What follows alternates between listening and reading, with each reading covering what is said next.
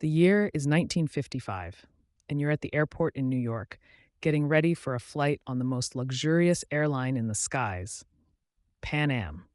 Your name gets called, you show your ticket to the airline clerk, and you settle into your seat for a nice, relaxing 8-hour flight. After a lovely in flight meal, you fall asleep and wake up to the sound of shouting. The situation on the ground isn't what it was supposed to look like. All the buildings look different, shiny, almost like you were in the future. You hear shouting from the cockpit. This is Pan Am Flight 914, scheduled to land in Caracas. That's impossible. Pan Am Flight 914 was lost over Caracas in 1955. Wait, what year is it? It's 1982. This flight has been missing for 37 years. What? How is this possible? Did your flight travel in time to the future? Have you really been gone for 37 years? How does this make any sense that a plane could spontaneously go missing for 37 years and reappear with no time having passed for anyone on board? No plane has ever traveled in time. Well, at least not for 37 years.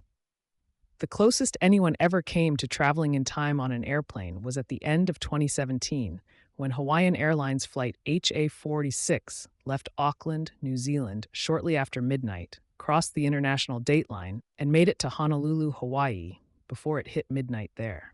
Those lucky passengers had the surreal experience of taking off in 2018 and landing in 2017, and got to celebrate the new year twice. But that's the closest anyone's come to time traveling on an airplane.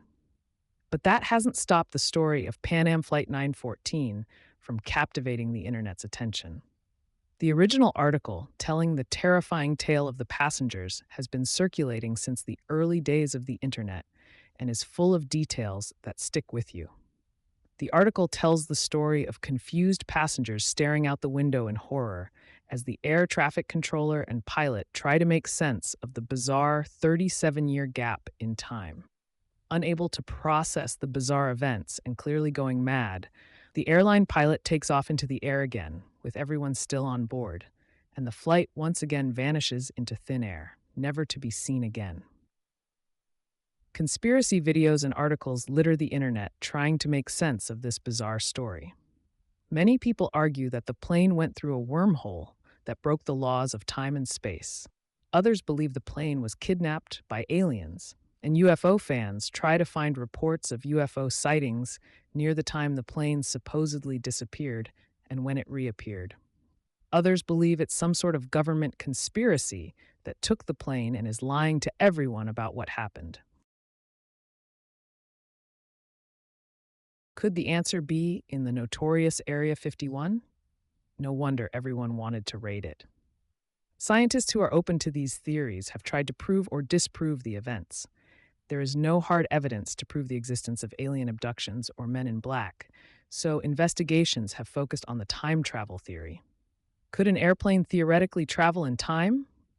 Actually, every airplane flight does. This is called time dilation, a theory predicted by Albert Einstein's theory of relativity.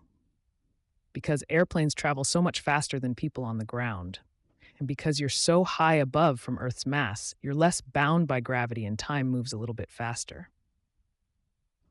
But the time difference is tiny. For an average flight, your watch will run about 50 nanoseconds, or 0.000005 seconds slower than the watch of a person on the ground. How fast would you have to go to lose 35 years of time on the ground?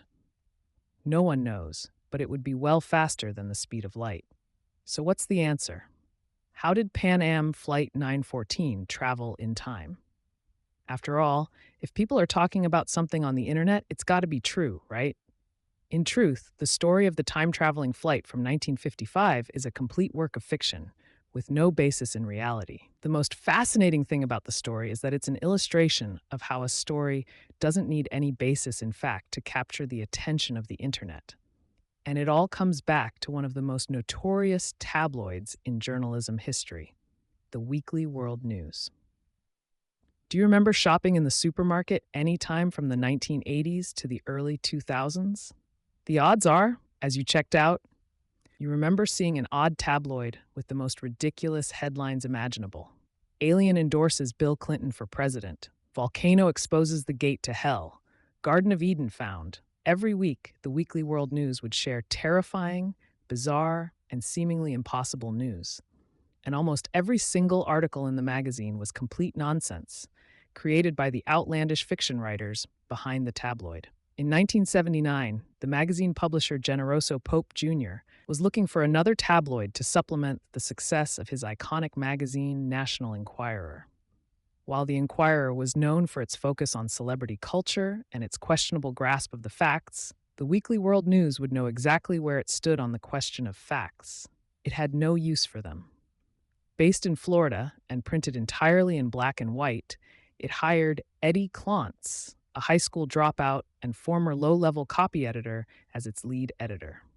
And while its bizarre articles may have annoyed serious journalists, the low-cost magazine certainly found its audience. In the 1980s, its circulation was over 1 million copies an issue. The Weekly World News occasionally published wacky real-world stories, like the tale of Hogzilla, the 800-pound wild pig that was shot and killed by a Georgia farmer, or graphic details of the autopsy of Ted Bundy. That last one actually got someone arrested when the employee of the Florida Medical Examiner's Office who leaked the photo was charged with stealing classified information and selling it to the tabloid. But the paper was best known for its tales of the surreal and supernatural. They had occasional articles by notorious students of the supernatural, like exorcism expert Father Gabriel Morath. Maybe the paper's most popular regular feature was the opinion columns of Ed Anger. A curmudgeonly character known for his extreme opinions, his signature line was, "Let's pave the stupid rainforests and give school teachers stun guns." Every issue would feature an article by Anger yelling about the subject of the week, but much like everything else about the news, Anger was fake. His columns were written by Eddie Clontz until Clontz left the paper in 2001 and other writers took over. But Ed Anger was so popular that his columns were collected in several books, which outlived the paper. The Weekly World News's biggest lasting legacy, though, is the character that made them famous, Bat Boy. Not related to that guy in Gotham City, Bat Boy is a tiny monster that appears to be half bat, half baby. The bald critter first appeared on the cover of the June 23, 1992 issue, baring his fangs to the reader. It went on to become one of the best-selling issues in the magazine's history.